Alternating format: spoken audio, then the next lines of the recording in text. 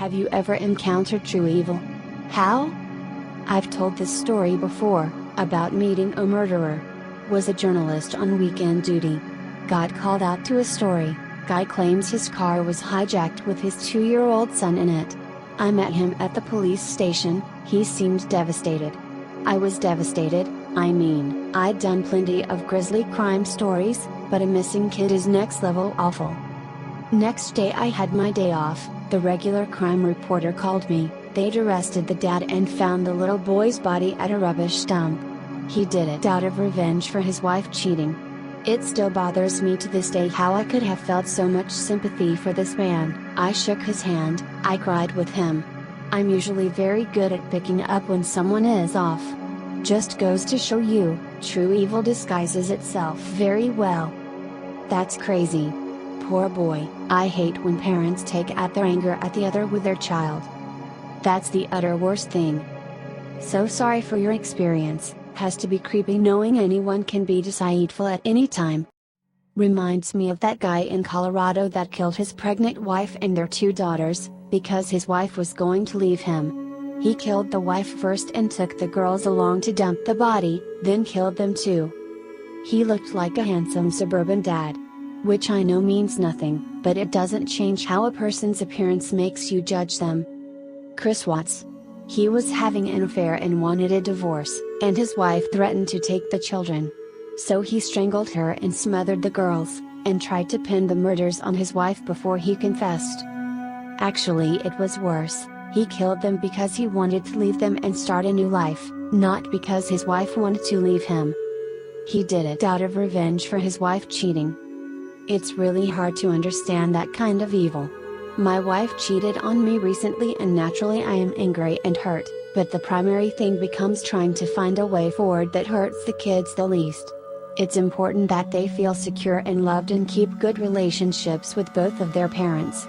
I definitely feel like the best thing for me personally would be to get as far from that as possible, but because we have kids, the thing to do seems to be to try to patch it up and make it work, even if that seems like an obviously bad gamble as far as my own happiness goes.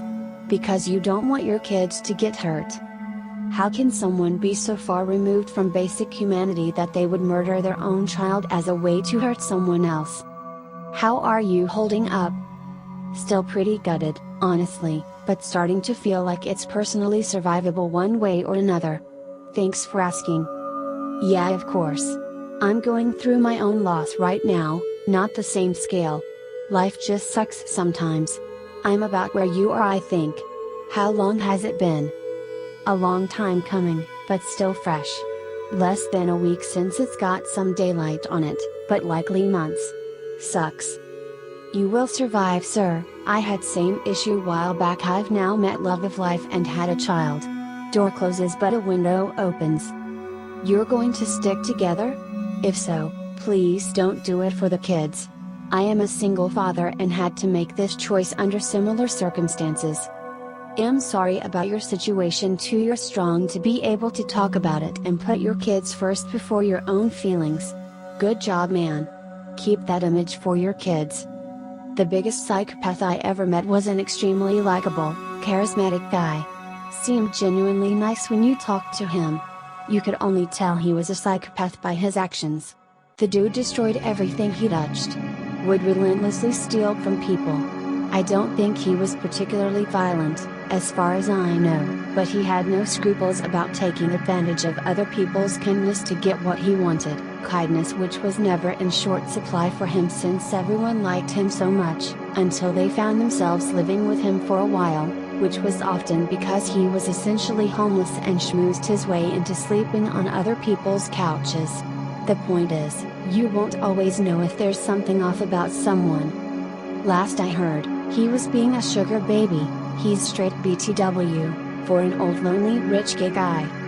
A likable guy is what Ted Bundy was. He killed many women in my area, one was an acquaintance. That's plain horrible and selfish of what that creep did. Don't beat yourself up about it. He played not only you, but everyone else around him into falling for his act. That's even more despicable because he knew he was guilty. He was a damn psycho, plain and simple. That reminds me of the Jedi pronounced Jessie, Shockley case. Mother had a history of abuse, went to jail for child abuse, somehow managed to get this kid back. Locked her in a closet where she eventually died, then put her body in a suitcase and had someone drive her to a dumpster far away to dispose of it. Then reported her missing. I had a student kill 3 members of his family. I did not see him as any crazier as other struggling kids. It's something about our mental vocabulary not being able to imagine the possibility of that level of evil.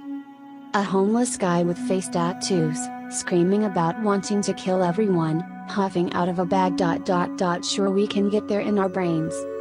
But thinking about things like Jeffrey Dahmer going to the grocery store, asking the clerk how their day was, maybe dropping his change in the ringing kettle on the way out, holding the door for a lady with a walker, then going home and eating humans. It doesn't compute if you are the grocer. One of my life lessons: truly horrible people can often easily fool you. They're great actors because they have no inhibitions at all towards lying to get what they want. A few years ago, a friend of mine was going through a nasty divorce. Like really bad. He came to visit me one evening as I was getting off of work. When I sat down with him, he just seemed off, like a completely different person than the man I had known before. Blank stare in his eyes, no smiling, anger behind everything he said.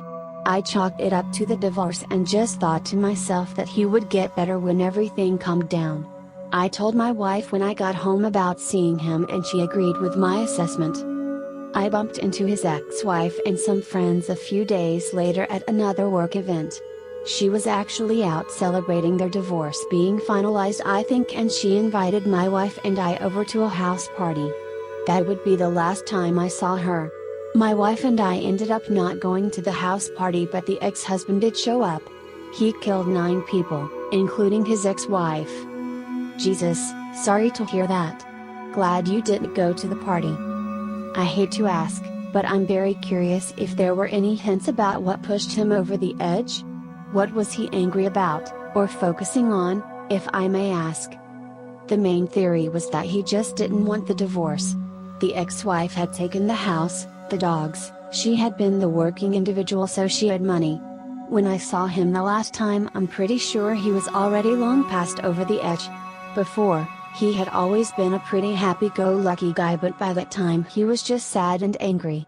I think about how cold he was and I wish I had said something, but he just seemed angry, not violent.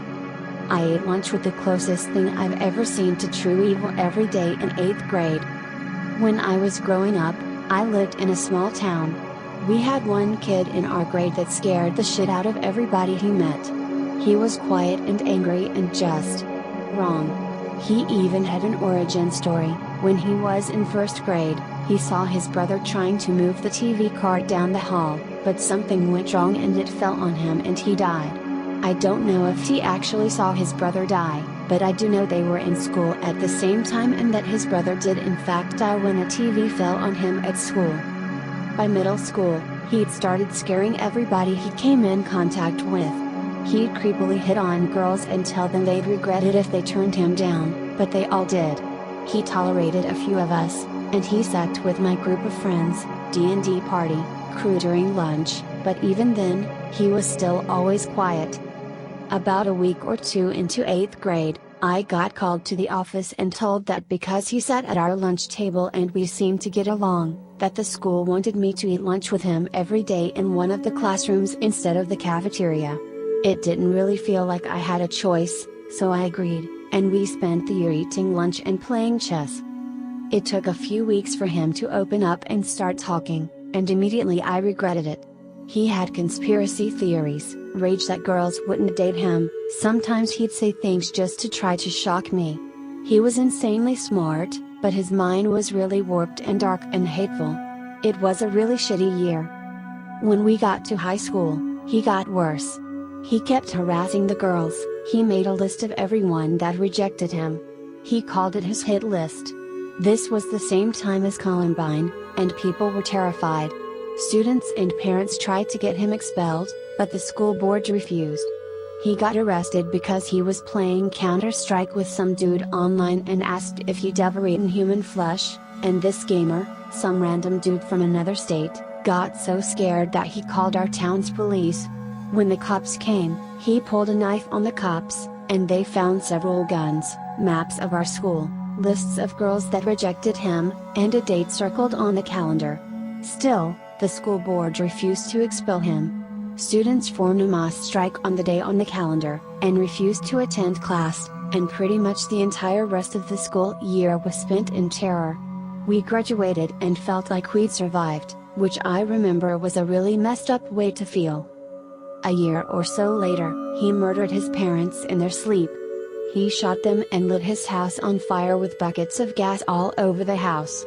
He got caught in the fire and died from his burns a few days later. He was absolute, pure evil and everybody knew it. Can I ask why your parents allowed the school to make you eat lunch with him every day segregated from everyone else? Like if my kid told me what was going on, I would go to the school and tell them you would be eating with the other children in the regular lunchroom. They should have had a counselor eating lunch with him every day, not subjecting a child to endure him. What do your parents have to say about this? My mom was his CRE teacher and knew he was weird but thought he was just misunderstood. I think she trusted me and thought I was doing a good thing. At the time this was happening, school shootings weren't a thing. Everybody was naive about safety. Also, at this time, he wasn't as bad as he would be later.